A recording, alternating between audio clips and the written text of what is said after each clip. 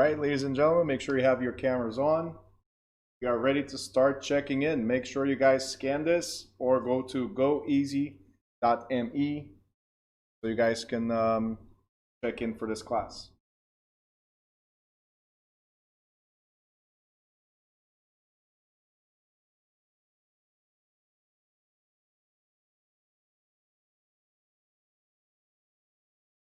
All right, we got 10 people checking in.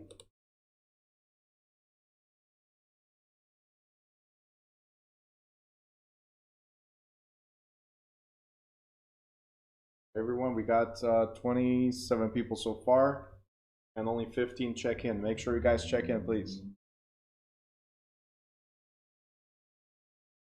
YouTubers, if you have any questions, you can always ask questions as we go on YouTube Live.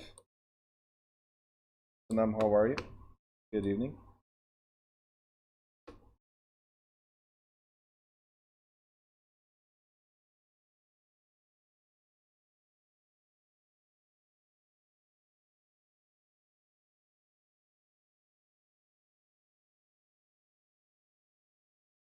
All right, 22 people have checked in.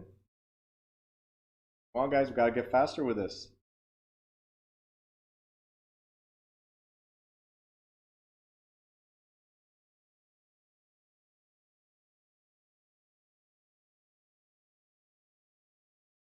Let's see, 4, almost there, ready to start.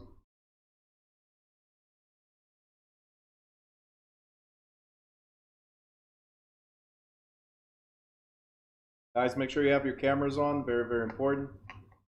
See a lot of people with their cameras off.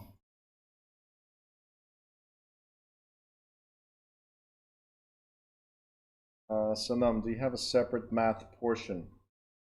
Yes, if you go on the YouTube channel and you search for math, it should show a couple of on my YouTube channel. It should show a couple of math YouTube videos that I prepared. Also, we're gonna have math chapter in not next Friday, the one after that. So 3 Fridays, this Friday, next Friday, the one after that. Have the math. Yep.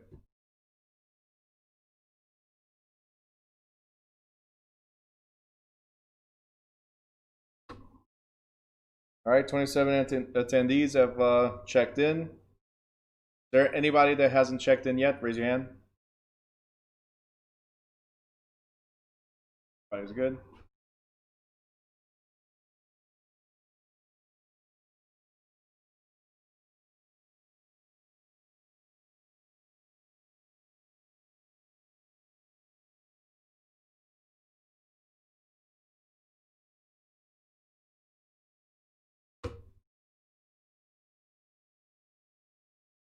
It's rolling. We're good.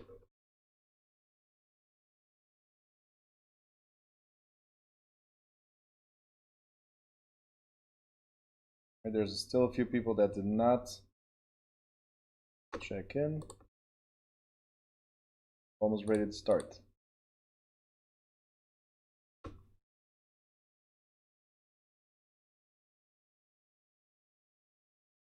All right, while we're waiting, does anybody have any questions regarding the previous chapters that you'd like to address?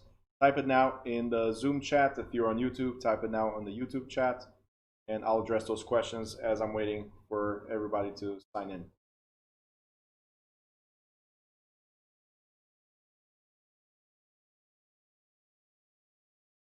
All right, Anna, go ahead. Throw me a question.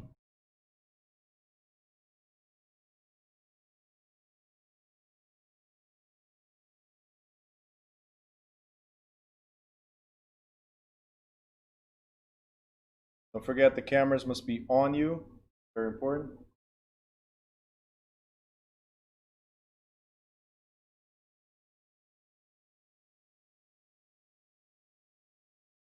Try and see who I have on the screen.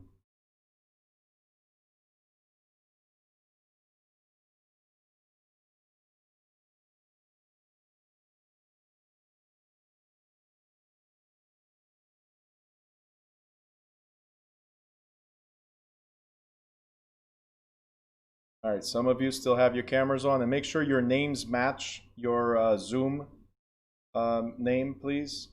That's another thing. All right, let's see. The question from Anna Stroud.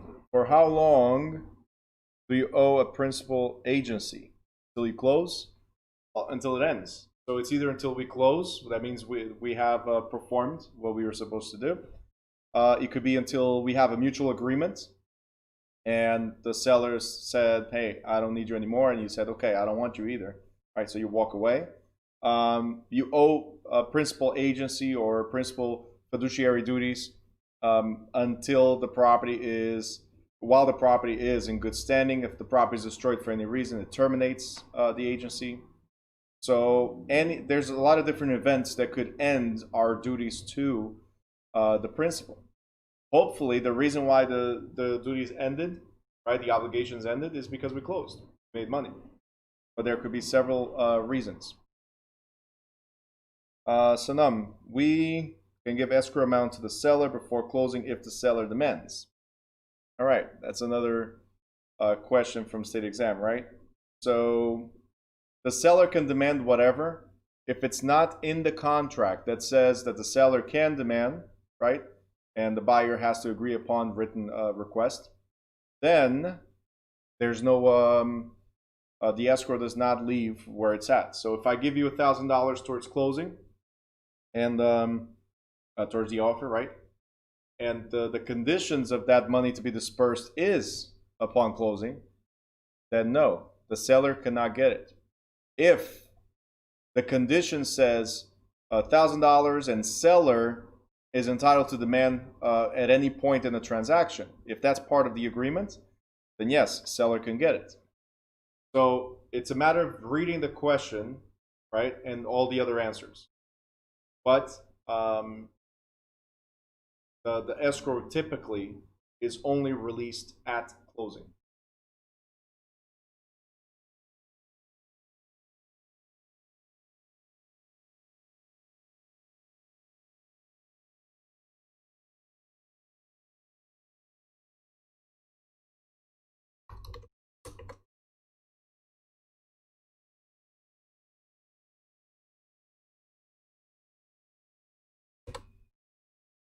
Any other questions?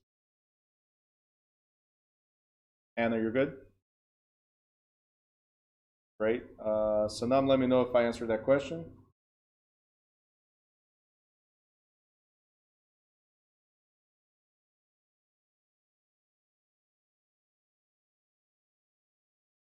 One of my realtors just texted right now and clients. We have a closing tomorrow at 2, right?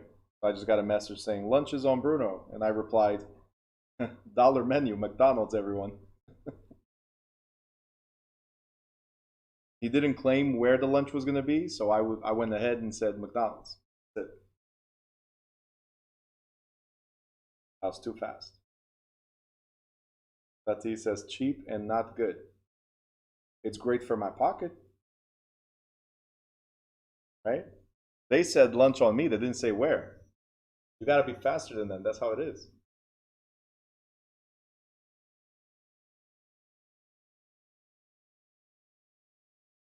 All right.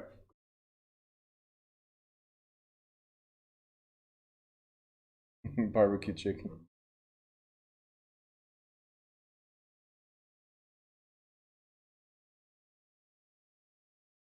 Brandon says the dollar menu ain't even $1 anymore. The chicken sandwich went up. Feels like New York. Yeah. All right, you guys good? I think we got 32 check-ins. I think everybody's in. So let's go to the chapter. All right, so here's what we got. We're going to talk about listing agreements. It's just a brief overview. We have another chapter that talks about listings as well. So the first thing I want to ask, because I like to start my chapters with questions, is, and the reason why I ask these things, by the way, is because it's pertinent to the exam. There's a lot of questions in the exam that you have to know clearly who you represent. So here's a question. If you're dealing with listings, who do you represent? Who are we dealing with? We're dealing with listings. Who are we dealing with? Children, make sure you keep your cameras on. Thank you.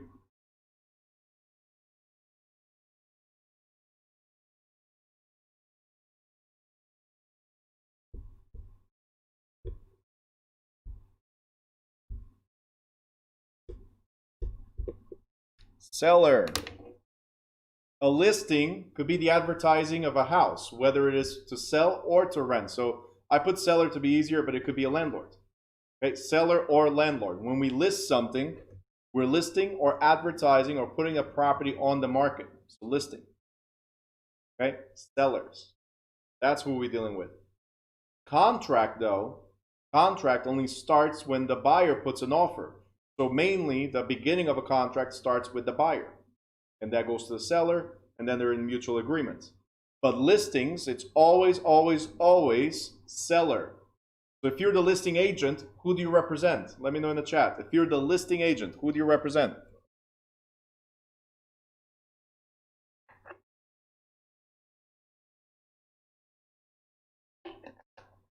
It'll be easy by now. Ruth, great.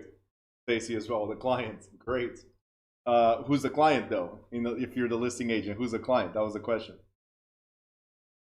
So in this case, the seller, but perfect. Client, seller. If we're dealing with an offer, then we represent the buyer, which is the client at that moment. Okay. So great. Seller.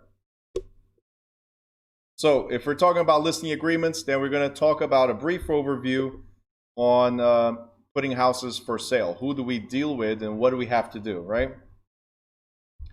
So let's start with the legal foundations.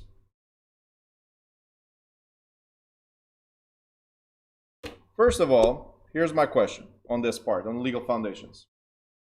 Did we go over agency law already? Yes? Did we talk about agency law? Or law of agency? We have, right? Yesterday. That was chapter 11. Did we talk about contract law? We have as well, where we dealt with the basics or the essential elements, right, to make a contract valid. So, to make a contract valid, you need a couple of things. Who remembers? I'm going to start with contract and I'm going to go to agency. Who remembers the essential elements of a valid contract? Let me know in the chat. Essential elements of a valid contract.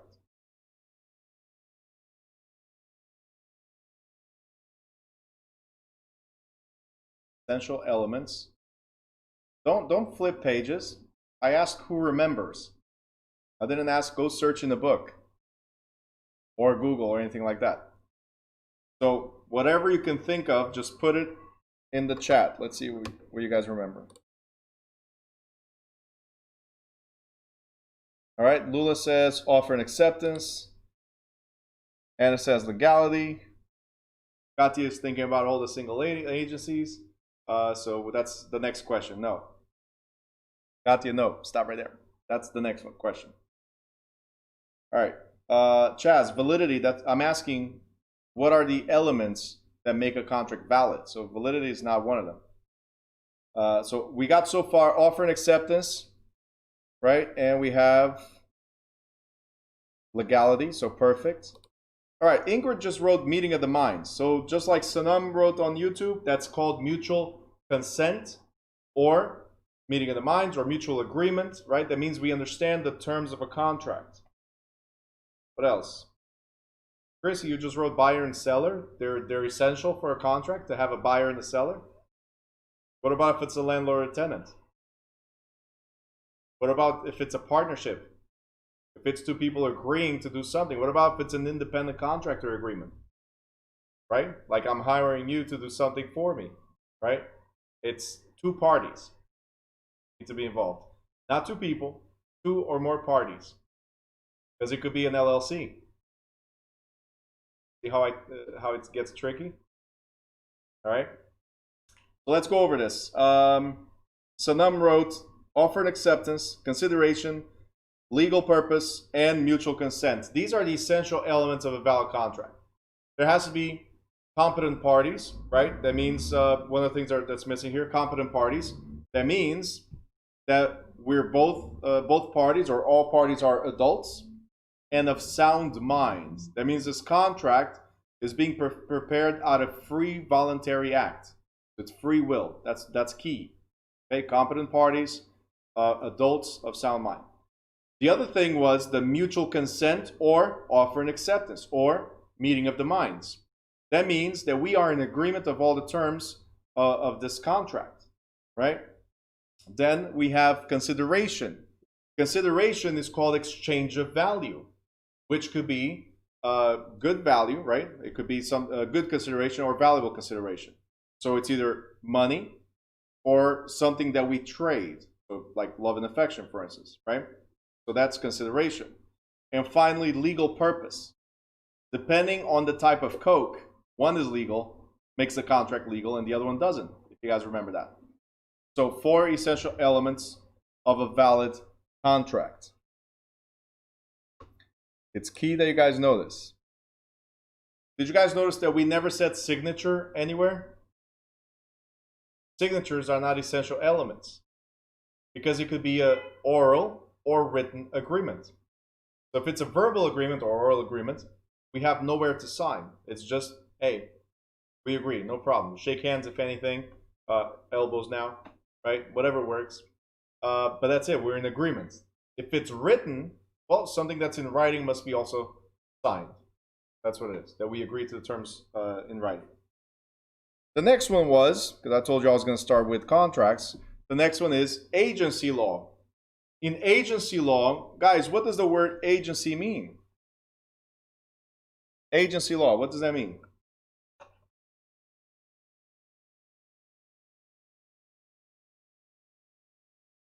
What does the word agency mean? Employer-employee relationship. Perfect. All right, great. So what type of agency relationships can we enter into? Katya, now you can answer what you were saying before. This is the time for you to say what you were saying before. What type of agency relationships or business relationships can we enter into? All right, meanwhile, there's a few people that just joined us, so I'm going to give you this so you can check in. Shanae, I think you did not check in yet.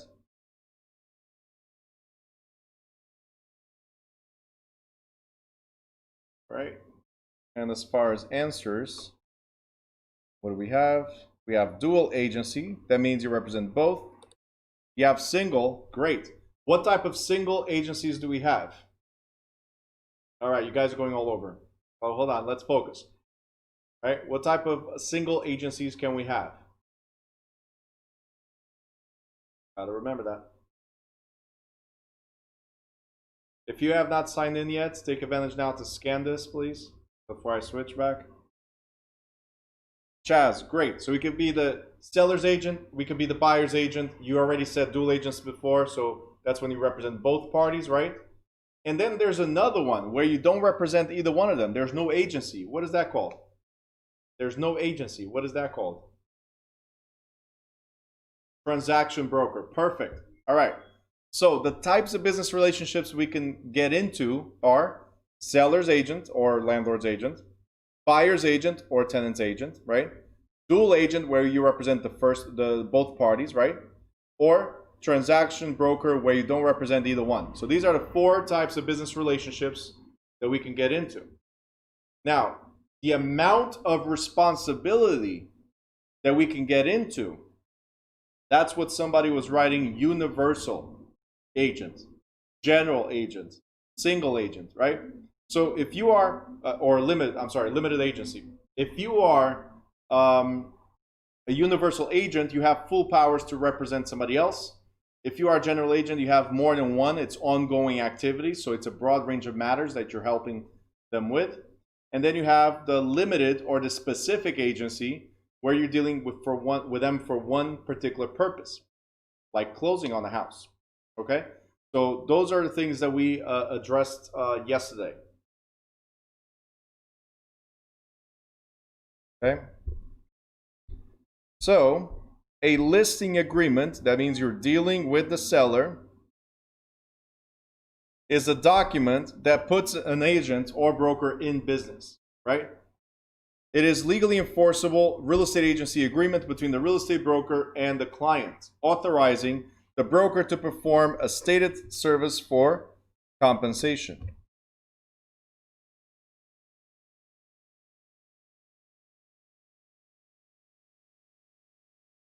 The unique characteristics of a listing agreement is that it is governed by both the agency law and by contract law. The cornerstones of agency law in context of a listing agreement are the definition of the roles of parties involved. So that's the business relationships we can get into, right? Again, you represent one party, you represent the other, you represent both. Who do you represent, right? The fiduciary duties, this is what they can expect from us, and your authority. What are you entitled to do or not do? All right, so the parties involved to the contract are the listing broker and the client. The principal parties involved in the contract are listing broker and the client. Here's a question. If you see this word client, what does that mean? Principal. Jazz wrote hired. Very good. So you are hired by the client. Correct. Okay. And the client is now the principal. Correct. Right? So who's the broker in this scenario? If they were hired, what are they considered?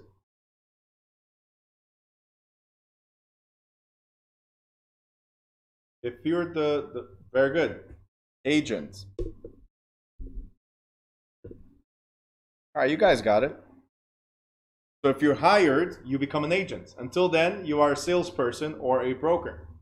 You only become an agent when somebody hires you to help them perform a particular service. You become an agent. You represent them. Very good. Cool. As long as you guys got that on lockdown, we're looking at 30% of the exam done. Not bad, right? Now I just got to worry about 70%. Simple. All right. Got this for the shared duties. You guys know this already. Scope of authority.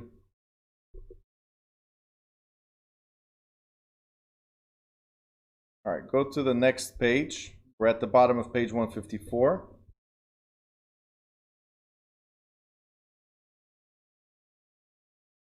Hey, Carisha, how are you? All right, so we're at the bottom of page 154, and it says legal form. What is legal form? Can I get a napkin and write on the napkin, Mr. or Mrs. Seller, I now represent you? Can I do that? See, every state has their own laws when it comes to this, right? So a valid listing may be oral or written. If it's an oral listing, it's valid. We can be sitting down at the cafe, forget the napkin for a second. We could be sitting down at the cafe and say, hey, I want to sell my house, and I heard that you were a realtor. Can we talk a little bit about this? We sit down, and if it sounds good, what are we going to do? Right there on the spot, we put it on the market. Not the ideal way to do it. It's like you're desperate because you don't even know the property yet. But right there. But you can put it on the market if you want. Oral agreements are okay. But most states, they will say that if you don't have it in writing, it's not enforceable. What does that mean? The enforceable part for you as a realtor, as a salesperson, as a broker, what is the important part there? Is that if it's not in writing, you cannot sue for compensation or even request compensation, right? I mean, you can ask for it. They're not obligated to pay you. So this is why every transaction for the transfer of real estate, right, has to be in writing in order to be enforceable. In writing in order to be enforceable. Okay? Can a listing be oral or written? Yes, either way is valid. The question is it enforceable? Can you take me to court? Okay? So in practice, a broker should get every listing in writing to make sure it clearly states what the broker is authorized to do and how will the broker get paid, right? Now, an oral listing, even if enforceable, limits the broker's ability to remedy problems. Like I was saying, a contested oral listing must be supported by considerable evidence to be enforced. A broker may not be able to sue a principal for damages occurred during an oral lease. And if the client dies, the broker may not be able to obtain compensation for a successfully performed oral listing. Okay? Then we have express listing, we have implied. What do you guys think is, without me reading or without you guys reading, what do you think express listing is? Express listing is. Let me know in the chat.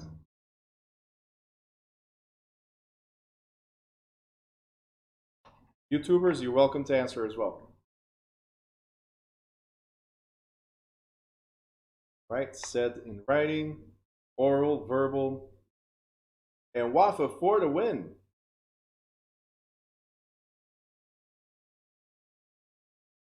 Katya, I don't know who Mo is.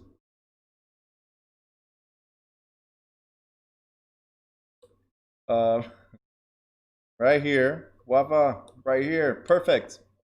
Express what we have to do. The reason why I skipped the in writing, just so you know before you complain about it, Charlie, is because we just said you could have an oral listing. So put in writing obviously expresses something, right? But expressed, nope, Carisha doesn't have to be in writing. Carisha just wrote the same thing on YouTube. In writing is not a requirement. Expressed means we disclosed and manifested all the terms of this listing. So the seller is fully aware of what you're going to do, how much you're going to charge, when does it end, right? And what is the authority that they gave to you, right?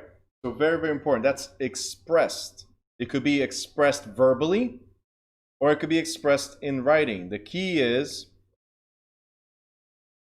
we express what we have or what we will do. Very important. And like I said, Katya, I have no idea who Mo is.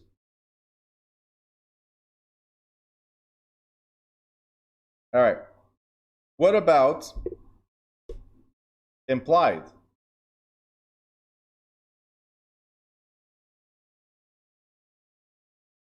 No, I know you wrote more. Lula's asking, is that like a handshake? The expressed is not a handshake. We don't have to shake hands. Usually we do the handshake once we're in agreement to things. So if you want to think about the handshake that way, maybe, right? But yes, expressed, that means we are in agreement with the things we have to do. We clearly manifested what we're going to do or what we have to do, right? Implied is based on your actions, okay?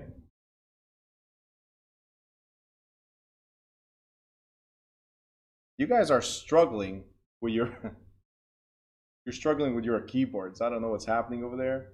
I'm not even gonna show the chat right now. So implied is based on actions. Expressed is when you verbally or in writing said what we're going to do and the other party agreed. But implied is based on actions. Remember I said that you're in this class, we expressed that you needed 75 hours. We expressed you needed to attend from a certain time to a certain time, exactly some amount of days, whatever. We told you exactly what is expected, and you guys agreed to it. What is implied is on your end, it's implied that you guys are studying. It's implied that you're here on time. It's implied you're paying attention, right? I don't have to, even though I keep on calling your attention, right? But I don't have to do that. It's implied. That's what it is. So implied is based on actions, not based on interest. It's not based on expressing anything. No. Implied is what we expect to happen based on certain actions. Okay, is what we expect to happen. Okay, you got it? If you go right now, as an example, if you go right now to a restaurant and you sit down to eat, right? It is implied that since you walked in and you sat down, that you ordered, that you are agreeing to the prices and you will pay at the end. It's implied that you will pay at the end. Okay? If you go skydiving, it is implied that you should have a parachute, right?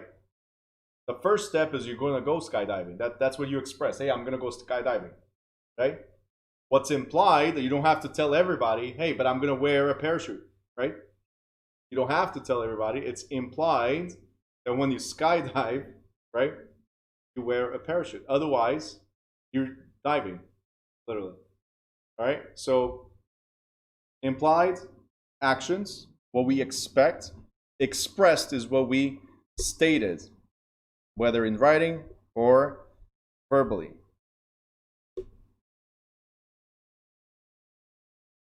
All right. Different types of listings. Types of listings. We have exclusive. So these are the three that are legal. The last one is illegal. I'll explain in a second. We have exclusive. And we have open. Exclusive means one agency.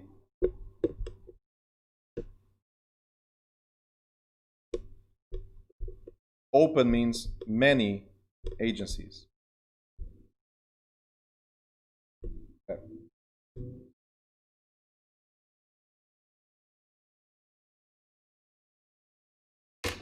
Okay, so we have exclusive right to sell. Every time you see the word exclusive, that means I went to, for instance, to Remax and I said, hey, Remax, would you sell my property? Would you list my property for sale? Or would you market my property for sale? Right?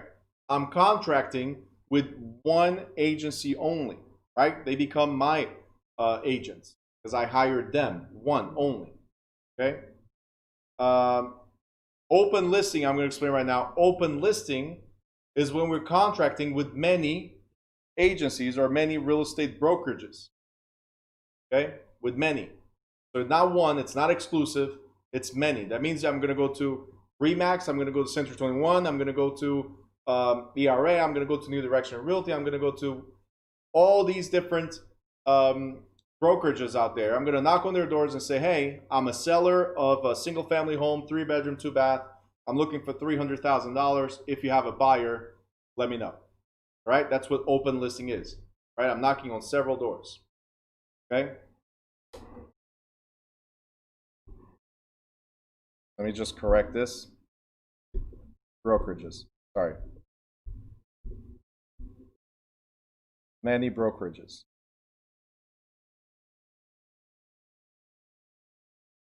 All right, so what's the difference between exclusive right to sell and exclusive agency? Okay. In exclusive right to sell, I want you guys to write, and then I'll explain it better. I want you guys to write marriage. Okay. In exclusive agency, I want you to write, we are engaged.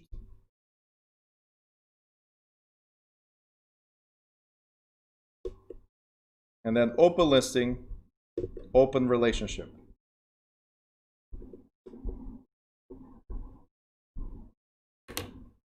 Okay. Oh, chat is still up? Okay, sorry guys. My bad.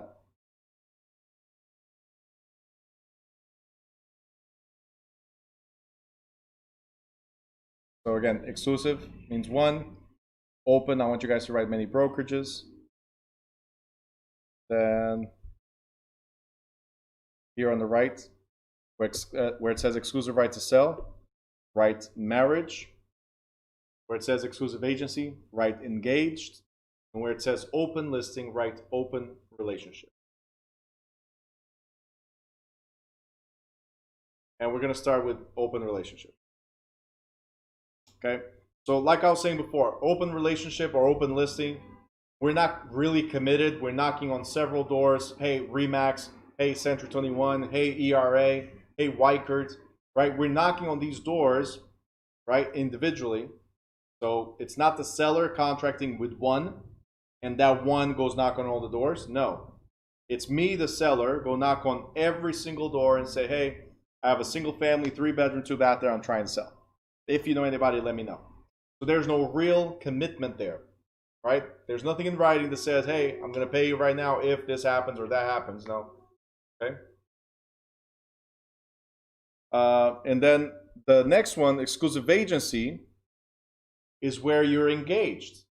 So engaged, why do I say engaged? Because you're now committed to one. It's kind of like an exclusive agreement, right? Hey, I'm engaged to you, I'm going to get married to you, and that's it, right? You're engaged. But we're not married yet. So there's still a chance, right? There's still a chance that right before the altar, right? There's still a chance that we walk away, that we cancel this deal, right? So in real estate, exclusive agency is, well, Remax, I'm dedicated to you and you're dedicated to me. But if I find the buyer through my own efforts, I'm the seller, by the way. If I find the buyer through my own efforts, I don't have to pay you anything. But thank you for your help, right? It's kind of like I can bounce last minute because I found the buyer.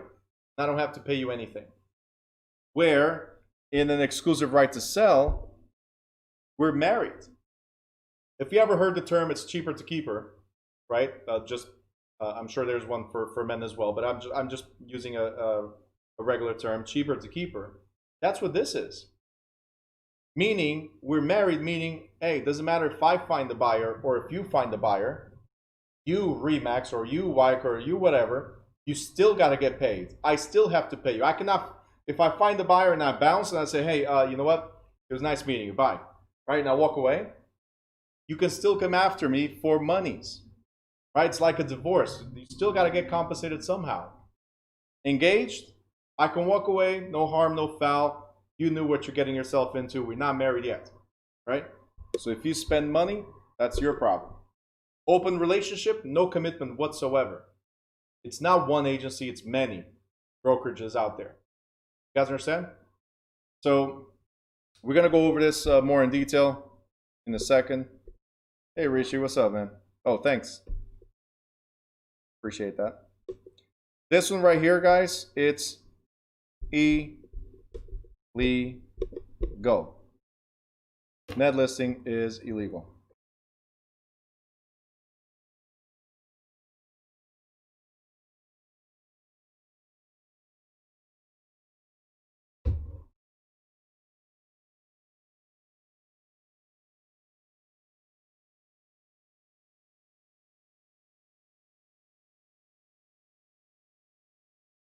All right. So, going right here, we just talked about the different types of listings. Now we're going to go in detail. We're going to start with exclusive right to sell, which I just told you guys, marriage.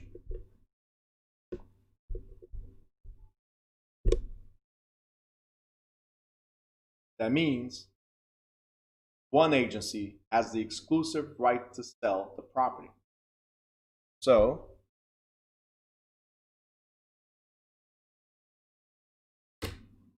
right here, if a buyer is procured, during the listing period, let's say 6 months, right?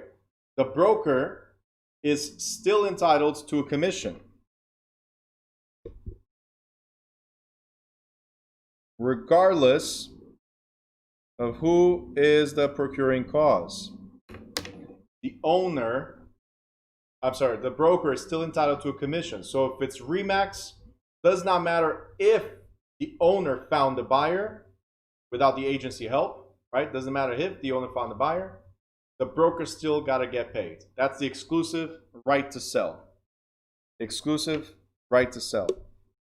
That's the marriage. No matter what, you are getting paid. This is the one that is most common because that's how realtors want to protect themselves. If I'm going to do the work of marketing your property, right, then I want to make sure I get paid. That's all.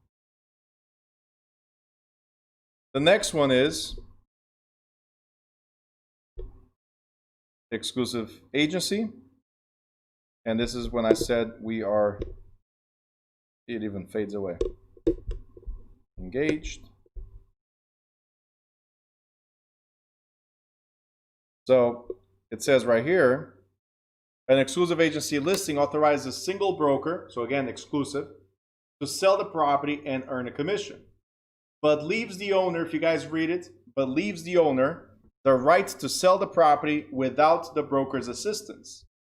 If I sell the property without the broker's assistance, I don't have to pay any commission. So now there has to be a time period for the exclusives. So if it's exclusive right to sell or if it's exclusive agency, in both of these, there has to be a time limit. So your exclusive agent or exclusive right to sell for 1 week, for 1 month, for 6 months, whatever. Exclusive right to sell has to have, or exclusive agency has to have a time period. Antar, yeah. And then open listing, like I said, open relationship. That means you're getting into an agreement with several brokerages. Okay? The thing about this is that the broker who's the first to perform, so whoever brings the buyer first, is the only one entitled to the commission. Even though I'm knocking on several doors, it's not a shared commission for everybody. It's whoever brings me the buyer. So an open, it's a non-exclusive authorization, right? And if the transaction occurs without procuring the broker, no commissions are payable. So it's the same thing as the exclusive agency in terms of commissions being payable or not. Because if I, the buyer, I, the seller, find the buyer through my own efforts, I don't have to pay any of you a commission. Okay?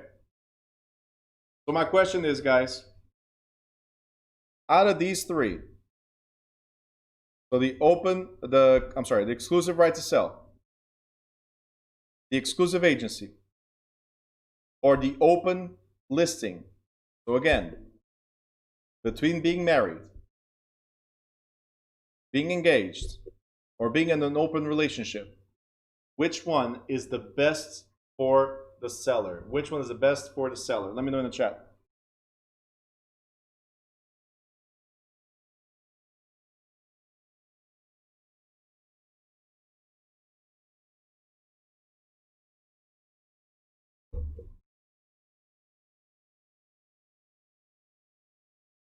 I love these answers, by the way.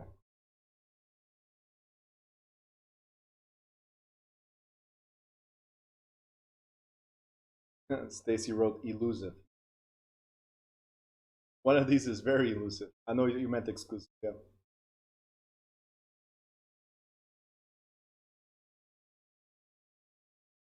All right. So I got some great answers. For those of you that answered, Mr. Piga, that answered open, right? Let me see what Patricia answered. Just out of curiosity. I don't even know if she answered yet, but just out of curiosity.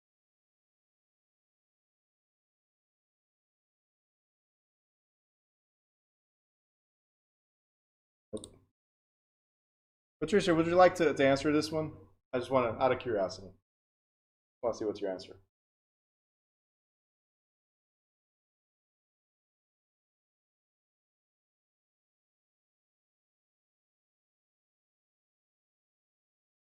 Just call me a bully? Why? Patricia says exclusive with a bunch of exclamation points. Exactly. All right, put a ring on it. All right, let's go to the other relationship. Let's see what happened to the other relationship here on this chat. Where's Chaz and Anthony? Hold on. Not a bully at all. Oh, Chaz changed his mind. He wants commitment. All right.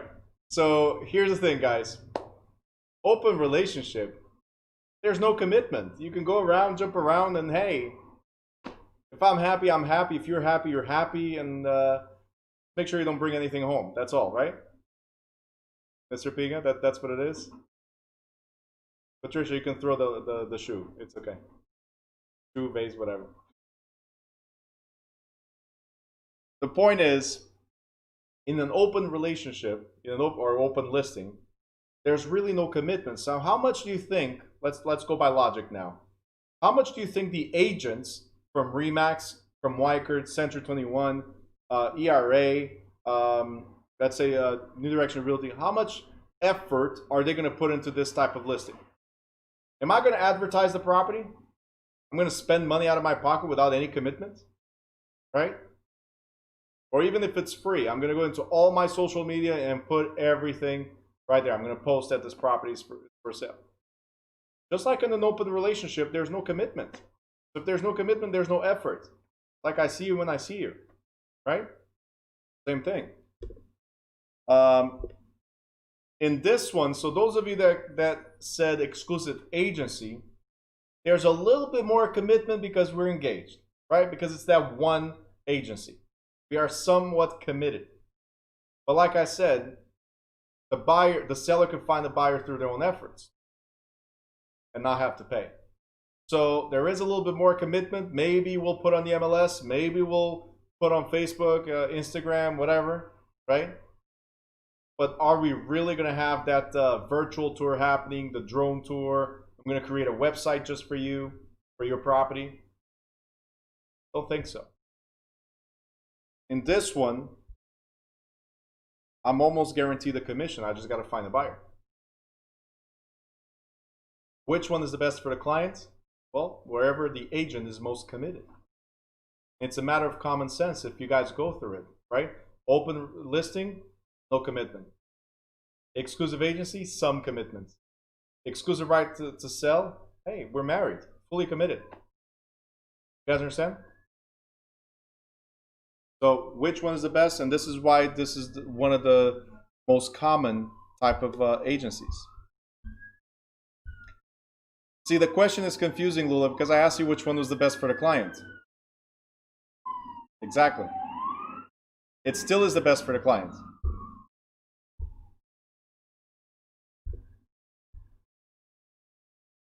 Don't you think so, Lula? Don't you want an agent that's committed to helping you sell the property? Right? That's it. By the way, the majority of the questions, again, in the state exam, the majority of questions are tricky questions. Stuff like I just did. Which one is the best? It's based on level of commitment. All right. Open listings right here, if you guys read, it says, open listings are rare in residential brokerage. Brokers generally shy away from them because they offer no assurance of compensation for marketing efforts. In addition, open listings cause commission disputes. To avoid such disputes, a broker has to register prospects with the owner to provide evidence of procuring cause in case transaction results. And an open listing may be oral or written. And then there's this one, which I told you it's illegal. Net listing. When it says net listing,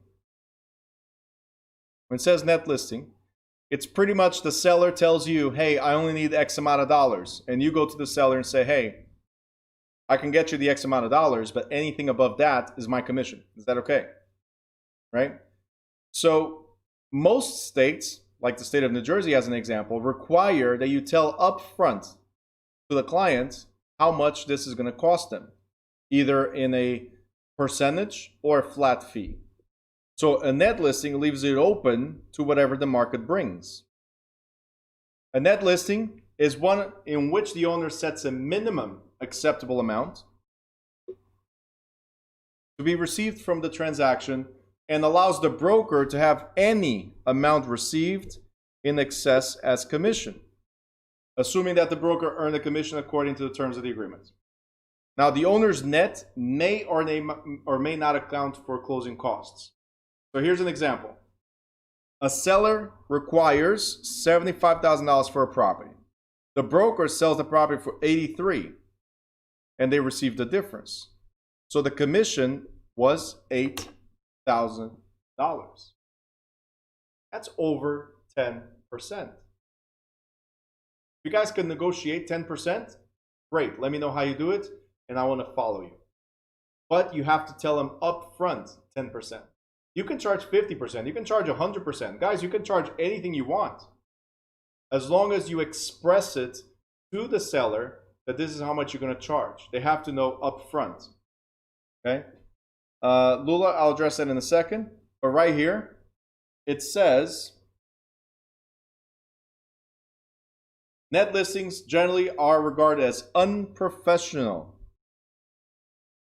And many states have outlawed them, so it's illegal. The argument against net listing is that it creates a conflict of interest for the broker. Why? Because we're just trying to get the money that comes to us, not the money that goes to the client. We're not acting in the client's best interest, right? So you violate your fiduciary duties by failing to place the client's interest above those of the agents. So did people used to do net listing? Yes. In several states, it's still valid to use net listings. But again, it's not in the client's best interest.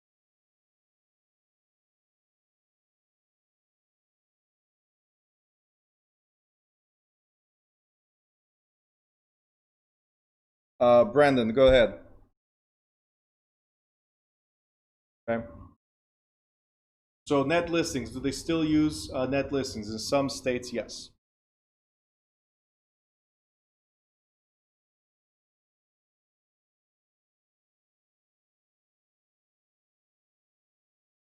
All right, 4 types of listings. Exclusive right to sell, exclusive agency, open listing, and net listing. 3 are allowed in almost every state, and 1 is not allowed in almost any state. Brandon, let me know if you're able to do it so I can move forward. Good? No? All right. You can also go to goeasy.me and put that code, 12258, or on your app, put that code. Okay?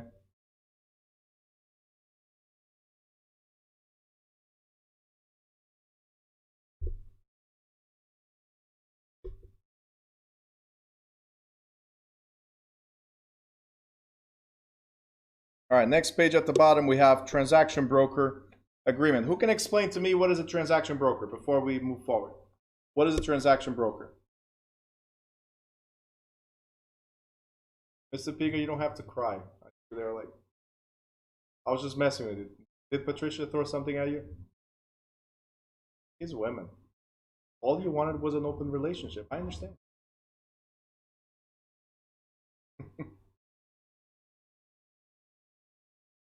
All right, let's see what we got.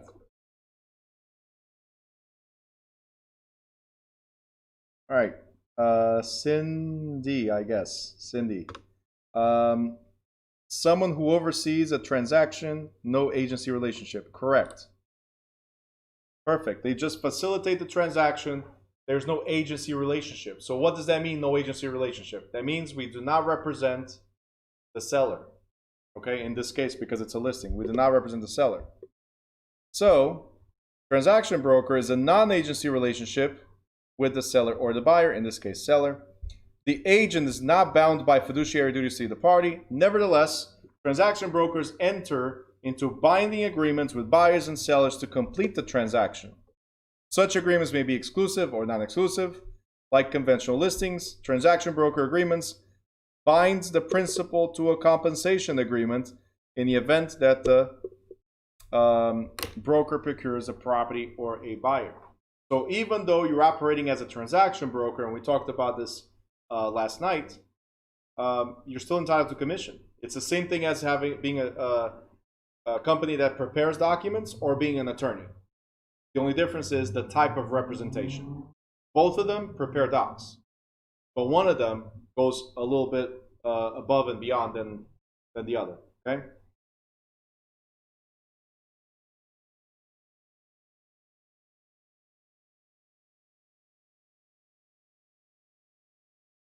All right, Brendan. I'll check it right after.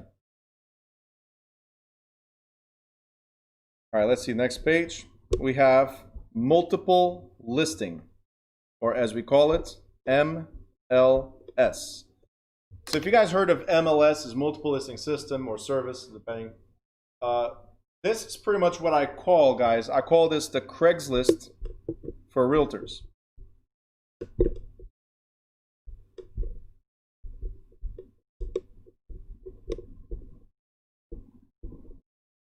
Why do I call it Craigslist? Because it's this. This is where we advertise. Okay, this is where we advertise the properties that we are allowed to sell or to market. Craigslist for realtors. So a multiple listing is not a distinct listing contract, but rather a provision in an exclusive listing authorization. If you guys notice, when you go knock on doors and tell them, hey, knock on agency doors or brokerage doors, and you say, hey, Remax, could you help me sell my property? And go to Weichert, could you help me sell my property? So when we're talking about open listings, right? When we are doing that, we don't put on the MLS. Because for you to place it on the MLS, there has to be an exclusive authorization. For you to place on the MLS, there has to be an exclusive authorization. Otherwise, it does not go on the MLS. Meaning, if I put it for a sale on the MLS, then it's my agency that's advertising, no other agency. Okay? The MLS is an organization of members, member brokers who agree to cooperate in the sale of the property listed by other brokers in exchange for a share of the broker's resulting commission. So we advertise on the MLS. Let's say I'm advertising right now on the MLS, and all of you are agents that belong to the same MLS. And as soon as I advertise, if you have alerts, you receive an alert that says, hey, there's a new listing that matches your client's requests, right? As soon as you see it,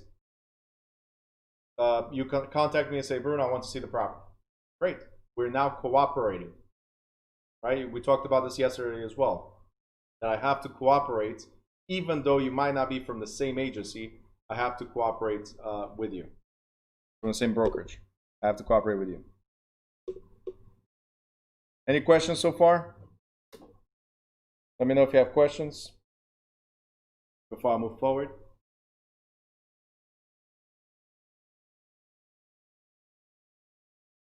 Don't forget to put a question mark before you start typing, so I know you're asking a question.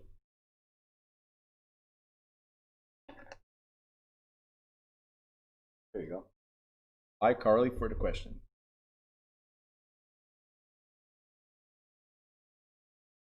By the way, Carly, on your business card, you're going to put your first name, last name, and you're going to put your nickname, iCarly, okay? So people from now on will call you iCarly. You'll be very famous, that I can guarantee.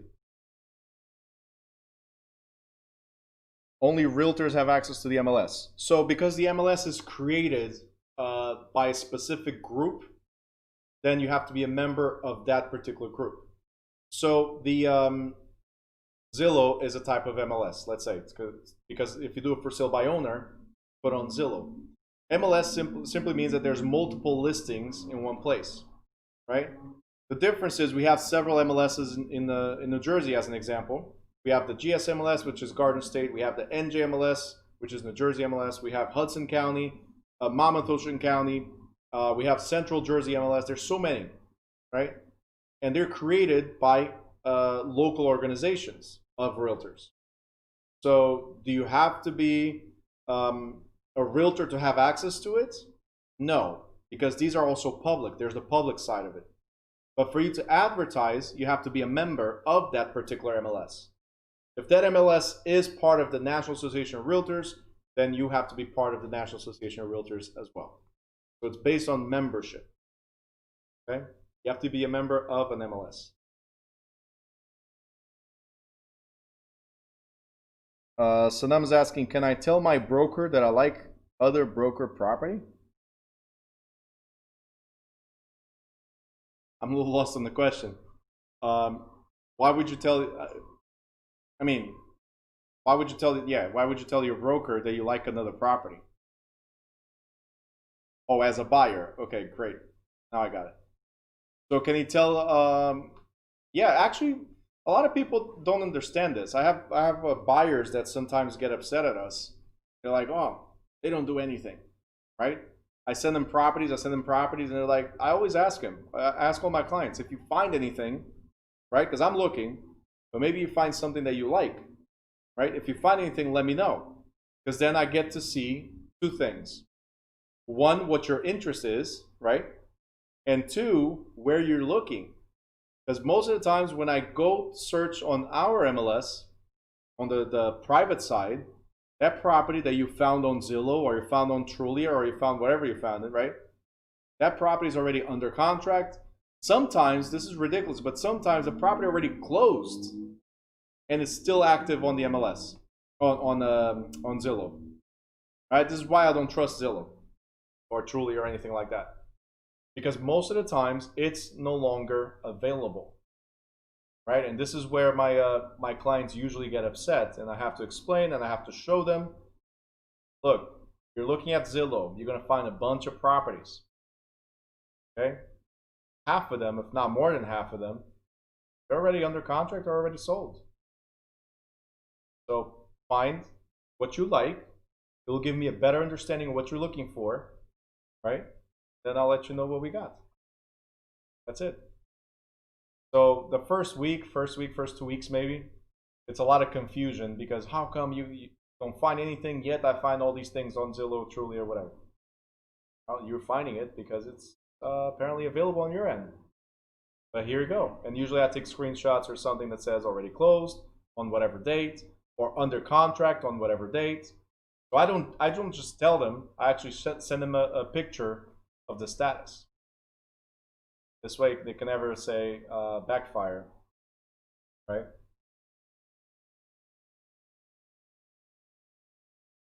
Okay, Gloria, thank you. All right, so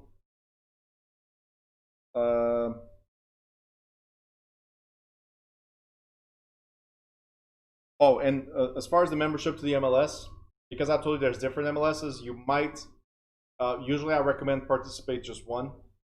Usually your broker is part of several.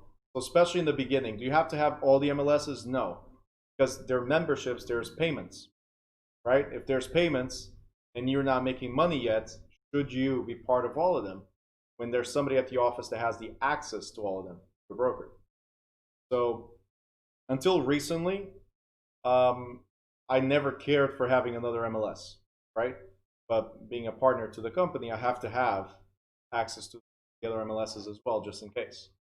But most of the times, like for years, I've always went to the broker or somebody in my office that had access to that particular MLS that I need to find the property from, right? And I would say, hey, could you please look for this for me? Or can we look together for it? Whatever. I cannot give you my key, and they'll tell you that once you become part of it. During the training, they'll tell you specifically, you cannot share your MLS key with anybody. It's illegal to do so. But nothing stops you from sitting next to me or opening it up for me while I'm there at the office. Nothing stops you from sharing at that moment. I cannot use it outside of the office, but if I'm there with you, fine. Okay? And a lot of realtors had problems with that, so just so you know. All right, next. Fulfillment and termination. I think, Anna, you started off with this question right at the beginning of the class, right? You asked me, when does it terminate the agency? Well, same thing here. Hopefully, because you performed your obligations. You found a buyer. You advertised, right? And when the result is achieved, you performed, completed. Simple. That ends the listing agreement. And then starts, so ends the listing agreement, but then starts the actual contract towards the closing. Okay. So how do we figure out that this ended? We had to find a customer or effect a transaction. So a listing generally specifies the result to be either finding a customer or effecting a completed transaction. Finding a customer means a party that's ready, willing, and able. You're going to see this a bunch of times. Ready, willing, and able. Ready to buy, willing to buy this particular property that's yours, and able, financially able to buy it. Simple as that. So this is what ready, willing, and able means. Ready and willing to buy your property under those terms. And then financially able to buy it, or capable of buying it.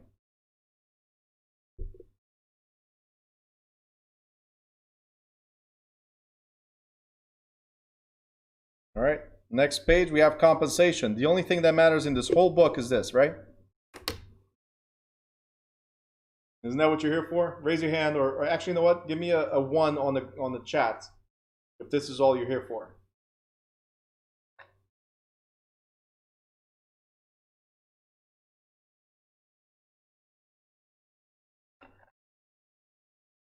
Guys are horrible. Christy just put a number 2. I didn't even ask for a 2. I already knew what the answers were. Chaz, just so you guys know, Chaz just flooded the chat with 1s. It's all about the money, nothing else, right?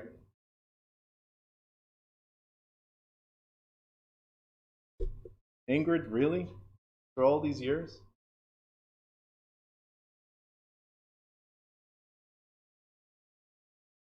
All right. Sanam says, if it's not there, I will not attend the class. Brian. Great answer. Look at this. Here to make money while helping people. And also, Tati, knowledge. Yes. Guys, that's one of the things I talked about, and it's going to be in the next chapter as well. That's one of the things I talked about last week in the beginning. This job is about helping people. And you'll make more money if you're thinking of helping than if you're thinking of money. So the key is helping people achieve their goal. If you're greedy, if you're just looking at the money, most of your deals will fall through. Or most of your deals will have issues that might haunt you later on, up to 6 years in Jersey. Okay? So our job is to help people buy properties, sell properties, rent properties, whatever. Chaz just writes stupid. Who you wrote stupid for?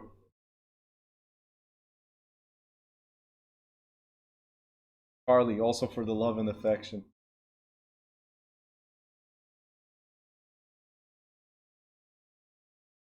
Well, that was the answer. Helping people to get me more money. Absolutely. Carly, perfect. Love and affection, because customers will love you.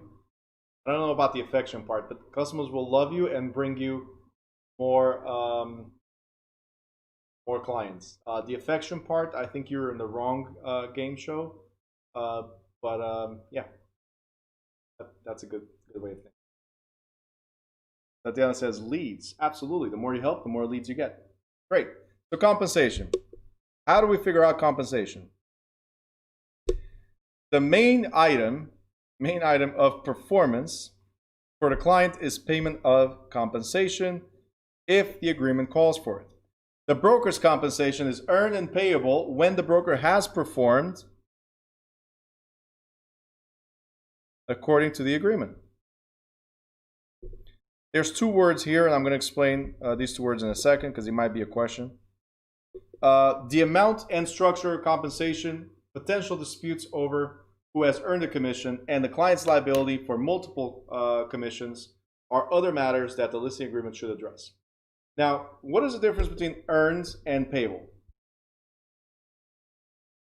Who has a job? Raise your hand if you got a job. Work for somebody else. Great. So I think all of you know what's the difference between earned and payable. And the difference is simple. You work your 40 hours, you're earning it. But you only get paid at the end of those 40 hours or at the end of those 80 hours if you're paid biweekly, right? So you earn as you go, right? As you're working, you're accomplishing, right? And you're earning your hours, but you only get paid after a certain period of time. In this case, when do you earn your commission? You are hired, as a listing agent, you're hired to market the property and find a buyer that's ready, willing, and able, right? Once you find a buyer that's ready, willing, and able, you go under contract. Under contract means you've earned your commission. But do you get paid your commission as soon as you put it under contract? Nope. Your commission, and most attorneys will change that, by the way. Most attorneys will change that in the attorney review clause, right? They will change the payment to be at the end when we close. Because, I mean, what if people back out throughout the process? Then you have to give back money, right? So your job is to find the buyer, put it under contract. You've earned your commission. If everything goes well from there on, you will receive your money at closing. You will be payable at closing. Chaz says when the sold sign goes on the lawn, you gotta be faster than that. It's payable at closing, right? What if you forget to put the sold sign? Then you never get paid? At closing. All right. Now, how much do we get paid? You guys know what's the standard commission? Anybody? It's 6. What is the standard listing commission? 10. There you go. Hardly 3%. Okay. Tanya says negotiable. 3% or under? You guys work for free?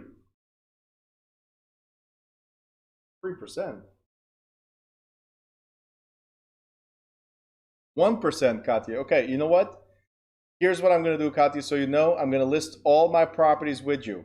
From now on, Katya, that's it. All my properties will be listed with you because I only have to pay you 1%. Sold. I don't know who you're going to work for or which broker will allow you to charge 1%, but that's it. All right? 6 unless you split. 10%, Tati, go for it. If you're able to negotiate 10%, go for it. That's it. Guys, the commission is negotiated either as a percentage or sales price or flat fee, but it's negotiable. All right. State of New Jersey specifically states, and most states specifically state, that we cannot set a standard, that no governmental body has set a standard of commission. We negotiate. Now, the average commission, what we hear out there, is roughly 6%, so 5 to 6%. So if you go advertise a property, so I give you some numbers real quick. If you go advertise a $300,000 property, right, and your commission is 6%, then this is a total of $18,000 to sell a $300,000 property. Okay. Now, is this what you get in your pocket? No.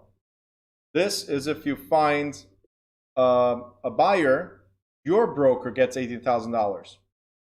If somebody else finds a buyer, then this is going to be split between 2 different brokers, which could be a 3%, 3%, right?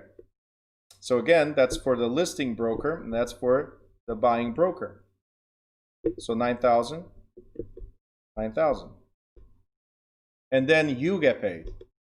You get paid whatever your agreement is. If you're on the 70-30, right, you get the 70% of that money. If you're in a 60-40, you get 60% of that money. So everything in this structure, from the listing all the way to your payment, everything is negotiable. Okay? Everything is negotiable. Jaquan is asking, does the broker or the agent set the percentage? Great question. So your broker is going to say, hey, our office guidelines are these. We don't like to have anything below 4%. We ideally like to be around 6 or 7%. That means your goal when you go out there to get a listing, your goal is to bring a 6 or 7% listing. But again, it's negotiable. You cannot say, hey, it's standard 6%, standard 7%, or Tatiana's 10%, right? We cannot say that's a standard. We can say, hey, usually what we like to do is 10%, but I'm here to negotiate with you and help you sell your property, right? So let's figure out what's comfortable for you. Some people get negotiated all the way down to 4%, okay? But anything below 5%, I can tell you that you should communicate with your broker. We don't have to accept every listing. And we don't have to go by the pressure that some sellers do. Well, Remax charges me 4%. Weichert said 3%. What are you going to charge me? I'm like, well, it sucks for them too, but I'm not taking this. I'm walking away. You got to value yourselves. You got to value the profession because, yeah, it could be a lot of money in one shot. Be a lot of money in one shot, yeah. But it takes some work. And until you develop the skills necessary to run this business properly, because you're independent, until you develop those skills, it's going to be a lot of hard work. So the first 2 to 3 years is a lot of hard work putting it all together. After that, you're going to have a system in place that's going to help you do things way faster. So now you earn these $6,000, $10,000, $20,000 checks a lot easier, a lot faster, right? But in the beginning, a lot of struggle. So I'm entitled to get paid. Like a doctor. No offense if you are a doctor, if you're listening to this later on YouTube, but it's like a doctor. You go to college, right, to become a doctor, university to become a doctor. The first years, they're tough. And as soon as you get out of college, those first years are tough. Then, hey, it's easy. We got this. Then you love the profession. So in the first couple of years, you guys are going to hate it. Then after that, you're going to love it. Right? So everything is negotiable.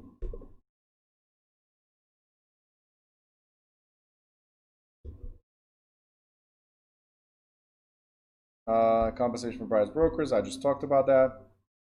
Causes for termination on the next page. What is termination? That means ending. Okay? Causes for termination or ending. Hopefully, again, the first one right here, the first one is the reason that we terminated the contract. Because we closed, we made money. But it could be infeasibility. When you see the word infeasibility, means it's not possible to continue. There's some issue with the contract terms, or some issue with the property, or whatever it is. So we cannot continue and perform the contract. So we have to cancel.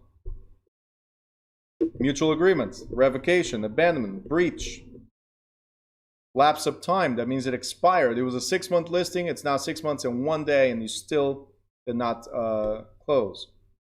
Invalidity. So does not meet the criteria for validity. Right? Incapacitation or death of either party. Involuntary title transfer or destruction of the property. These are reasons to cancel or terminate the contract.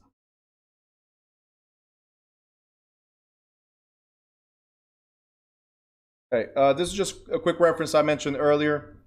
If it's an open listing, then it does not require expiration date. If it's an exclusive listing, then it must specify a termination date.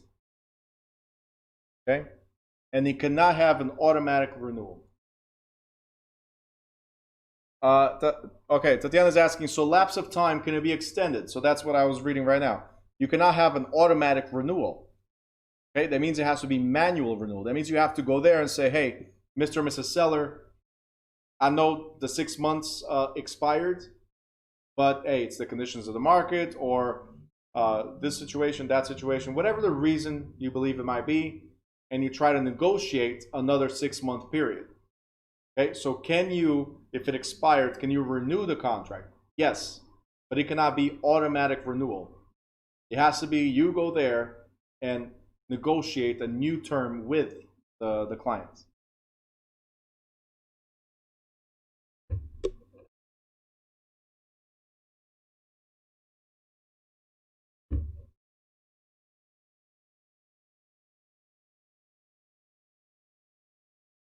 All right. As far as revocation by the client, that means they canceled the deal. Revocation, they canceled the deal, they walked away. But if they canceled after the broker has already earned the commission, right? So let's say we're, hold on, I didn't see that. Should it be prior to or on the date? Well, everything should be prior to the expiration, because if you show up the next day, I'm already there knocking on their door. So when you go renew a contract, make sure you renew at least the day before. Otherwise, I'm already knocking on their door the very next day, because now it's open. Open game. Anybody can go market to the seller. All right, so right here, when I was talking about revocation, let's say we're under contract. You've earned your commission because you found a ready, willing, and able buyer. If the seller says, well, I'm not selling anymore, after you found the buyer, well, you've done your job, well, they must pay the commission, no matter what type of listing it was. I found you a buyer that's ready, willing, and able to proceed. Therefore, you have to pay me the commission. I'll sue you for that commission. If the broker has not fully performed prior to revocation, then the following guidelines apply. So if we have not, we've done some type of expense in marketing and they walk away, well, if it's an exclusive right to sell, then the client is liable for the broker's actual costs. If it's an exclusive agency, then the client is liable for the broker's costs. If it's an open listing, not liable at all. Okay? These are the risks of open listing or exclusive agency.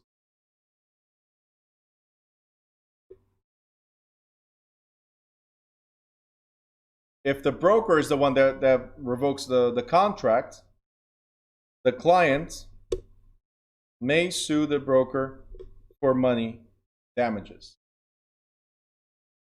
Okay? So if you do not do your job and all of a sudden you decide to cancel, right? The client can also sue you.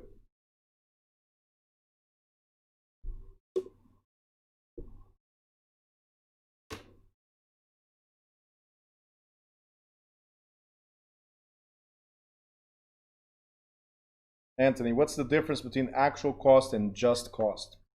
So, so the actual cost is everything that I spent plus commission, whatever, right? So the actual full price. The broker's cost is whatever I spent in advertisement. So you don't pay me a commission, but you pay me for what I spent in advertisement. Okay? This is why exclusive right to sell is the best. Okay?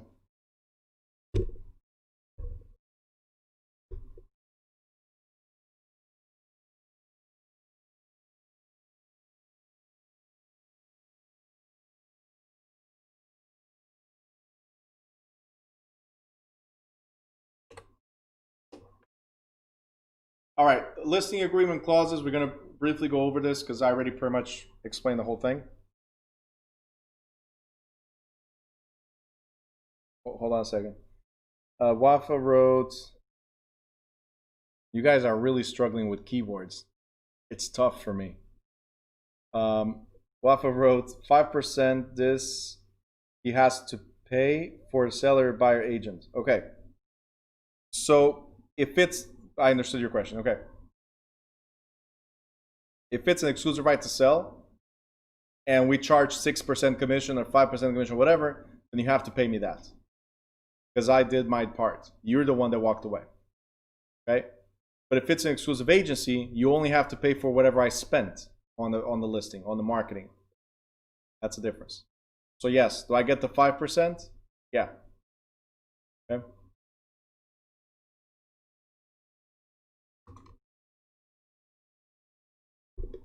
All right, so let's talk about these clauses real quick. That's what it would be if he cancels the contract. That's when you're entitled to stuff. This is common for all of them. Exclusive right to sell clauses. You got to include at minimum the name of the owners, the address and legal description of the listed property, the listing price, expiration date, commission terms, and authority granted. That's common sense. So as far as parties and authorization, this is important because you need to know who the legal owner is. So if I own a property, guys, make sure your cameras are on, please, and I can actually see you. Okay. So if I own a property with my wife, as an example, right? Can I sell the property by myself? No, because I said I own the property with my wife, so therefore both of our names are there. Therefore, both people must sign this listing agreement. Okay? So parties and authorization. Real property. The real property must be described, including a legal description. Guys, what's the difference? What is a legal description? Do you guys remember legal descriptions? Can anybody tell me the 3 different types of legal description that we can have?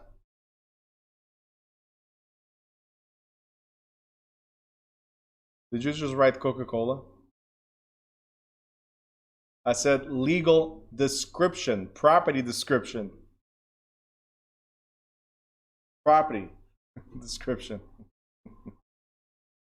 The deed is not legal description. It's a document that documents the transfer. Legal description. Ruth for the win. Meets and bounds. Lots and blocks and government survey. Perfect. There you go. That's it. Meets and bounds. Right? The government survey and the plat method or the lot and block. That was it. Perfect. Fixtures. This is very, very important. We talked about this already. You guys should remember this stuff. Fixtures must be identified. Fixtures must be identified. So what is a fixture? Who can tell me what is a fixture?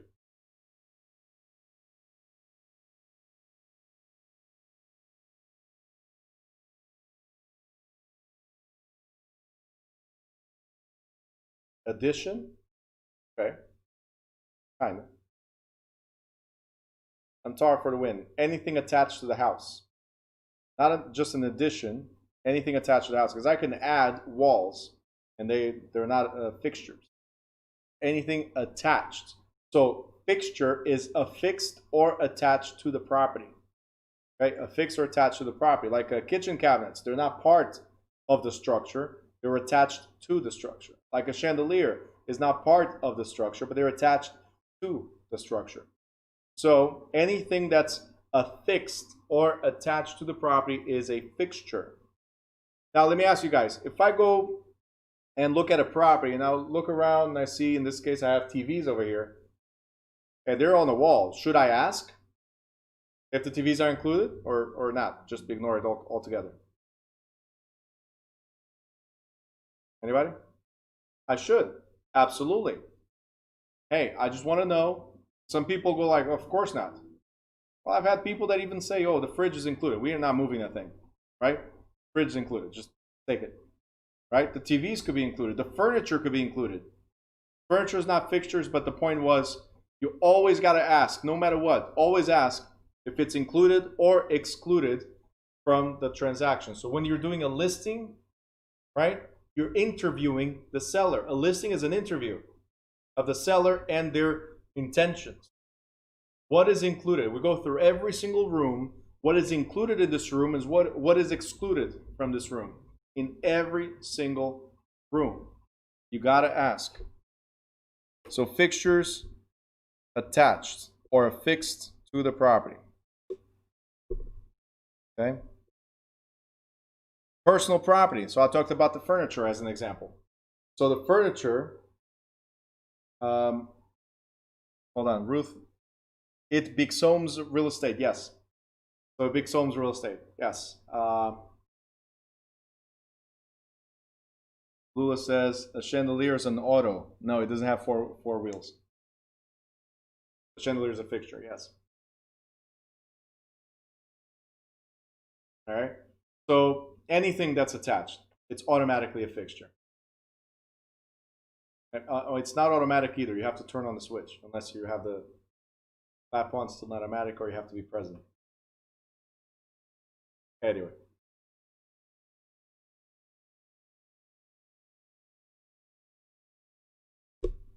Next thing, we got to talk about the listing price. The listing term is very important. It must have a specific beginning and ending date. I already told you guys this, right? I said if it's a 6-month listing, it starts today and 6 months from now on a particular day, right?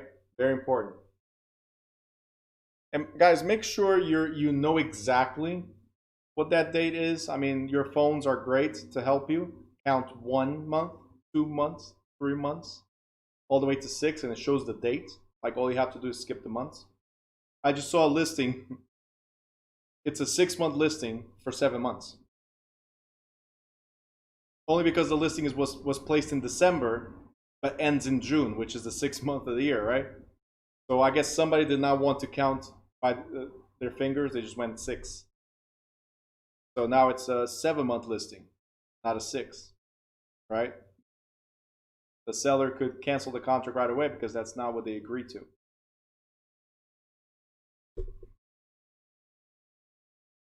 Agent duties, so you guys already know this stuff. Agent's compensation, you already know about this. Keep on going. Cooperating with other agents, you already know you have to cooperate with other brokerages or agents, right? No, it's not predated. Non-discrimination, you cannot discriminate at all. We're going to talk about that in a different chapter. Dual agency, if it's dual agency, then you must disclose to the seller that you represent the buyer as well. You guys already know this. Okay, I'm sorry I'm going fast. We already covered all this stuff. All right, go to page 164.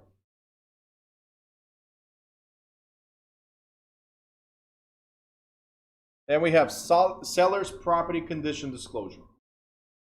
Seller's property condition disclosure.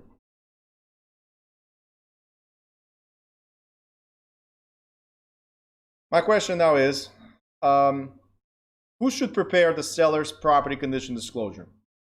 Should it be you, the agent? Should you assist the seller? Or somebody else? Who should prepare the seller's property condition statement?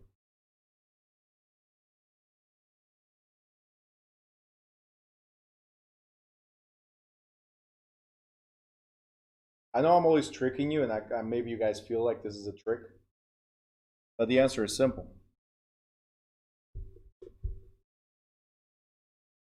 Seller. Okay? And why is this important? Because there might be a question in the state exam that asks exactly that.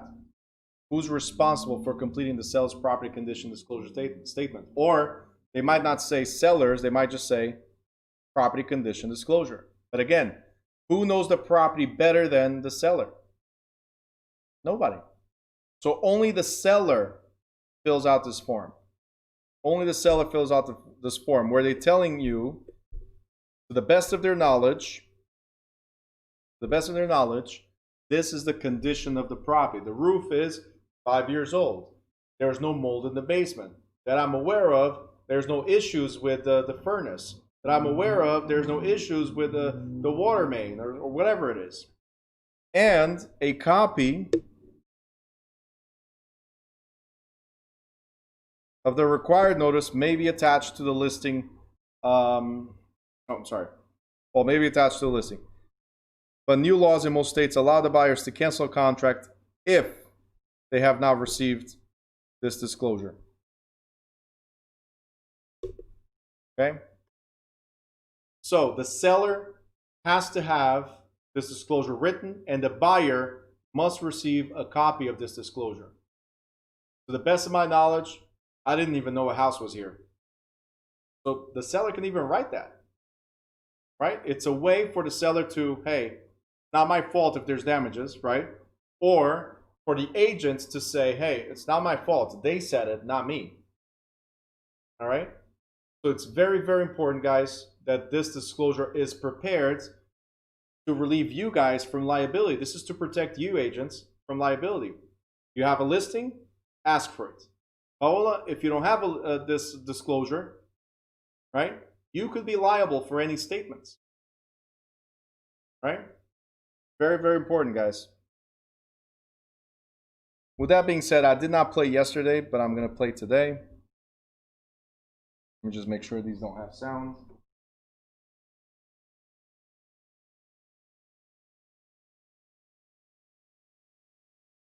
I just want to make sure these TVs don't have sound at all. So I did not play this for you yesterday,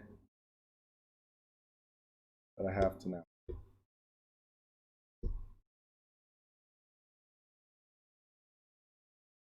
I didn't have to search for it. They made it what? Can you hear it? Easy. Let me tell you the next big mistake most of us make. Raise your hand, and this is what keeps us from ever getting recharged. Ever. Raise your hand if you have a problem in your life right now. Raise your hand.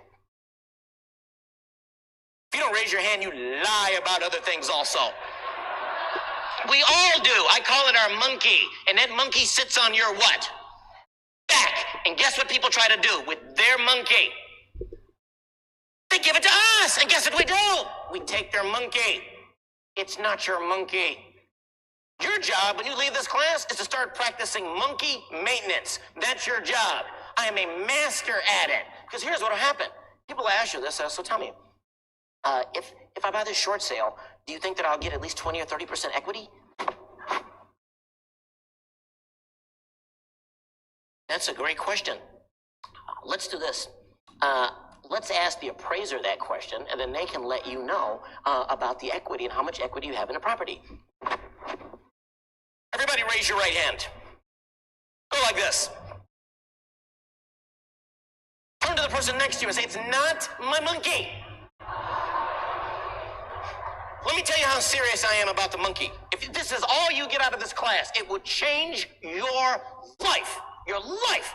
At least 2 or 3 times a day, I'll say to myself, it's not my monkey. That is not my monkey. I taught a class in Alaska. When I checked into the hotel, they gave me a sheet of paper, and they said, Mr. Watson, you need to read this. So I started reading it, and you know what it said? It tells you what to do if you're approached by a charging bear. I looked at it, and I said, well, why are you giving me this? They said, well, the way our property's set up is you're going to have to go down a trail to get to your cabin. And on that trail, a couple weeks ago, someone was mauled by a bear. And this tells you what to do if you're approached by a bear. And you know what it said to do? It said, if a bear charges you, make yourself look as big, as imposing as possible. To a bear. A bear. And it said, if the bear keeps charging, that doesn't work. Cover up all your vital organs is what you should do. Bow up and play dead. That is the best thing to do. And it said in big letters on the paper, if while playing dead, the bear starts to maul you, do not scream.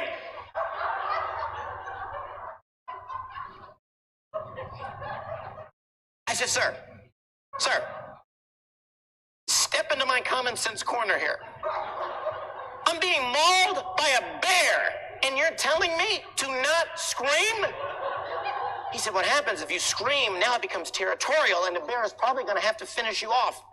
I looked at him, I said, this is not my monkey. This is not my monkey. This is a security issue. You need to have snipers on the trees with rifles, period. That's what needs to happen. I said, and let me tell you what's going to happen. One of your representatives is going to take me to my room. They are going in first. Once I get the all clear, then I am going in. As far as I'm concerned, this mauling is totally avoidable. Totally avoidable. So, I think you guys understood, right? When people ask you questions that has nothing to do with you, what do? You refer them to the professional or refer them to the source, which is in this case is the seller. This is key, guys, because then if you start engaging in answering, right, if you start engaging in answering, then you're making yourself liable for something you do not know. And yesterday we talked about misrepresentation. You don't want to fall into misrepresentation. You want to be able to say, no, the seller told me. Right here. The seller told me. Simple. Okay? The home inspector told me. The city engineer or the city inspector told me. Right? The mortgage guy told me. It was not me. I was relying on other people. Again, just like Ingrid wrote, not my monkey. Very important. All right. And let's go to, page 165 in the middle. Exclusive buyer agency clauses. It's exactly the same thing, but instead of representing the seller, you represent the buyer. So exactly the same thing. The requirements are the same, that you disclose who the people are, the identity, right? The property that you're looking for, the terms, locations, price, size, and so on. The term of the agreement, so for how long, right?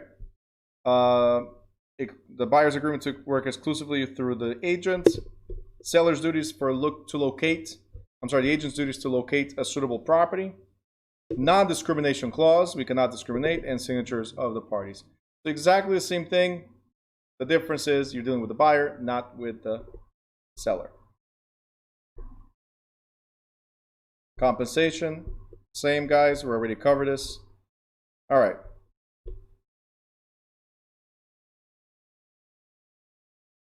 Transaction brokerage.